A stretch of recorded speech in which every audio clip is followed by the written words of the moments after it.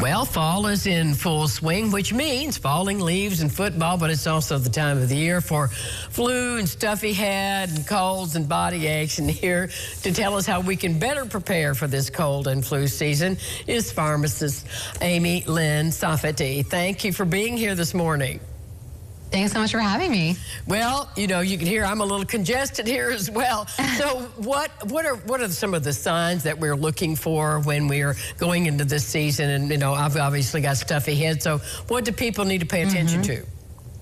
Yeah, so if you have a cold, you might have symptoms like you're experiencing yourself right now with congestion, headache, even sometimes a runny nose, feeling tired, kind of worn down. But when it comes to the flu, those symptoms are intensified and usually coupled with body aches and a fever, usually coughing. So there's definitely a big difference between a typical cold and the actual flu. So now is a good time of year to make sure we're taking extra good care of ourselves, getting enough sleep, eating right, and drinking enough water, staying hydrated.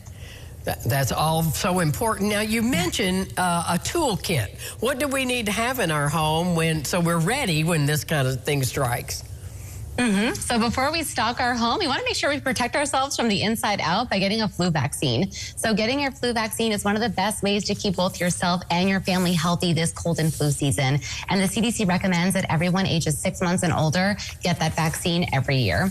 But when it comes to having things in the house, I always like to have a couple of my staples in my medicine cabinet are things like pain relievers, fever reducers, nasal decongestants, and of course, electrolytes. I always want to have a few things hand-picked at home. That way, if you do start feeling not so great, you don't have to first go out and buy something. That way you can start feeling better. Well, so many of us have, you know, a box of or a cabinet of medicine. How concerned should we be if we haven't used them in a couple of years about the expiration dates? So when it comes to medications and their expiration dates, yes, they matter, but not in the same way that you would think of some things in your refrigerator. It's not like sour milk or moldy cheese, but when medications expire, they do get less effective. So that's the biggest thing is you want to make sure when you're feeling sick, you have something that's actually going to help you and make you feel better. So now's a good time to go through those medicine cabinets or those drawers and check those expiration dates and do a little bit of a refresh and buy something new for the season. Well, we see when we're shopping, as I have been recently, we see the name brands we hear advertised, and we also see the store brands. Can you compare those two?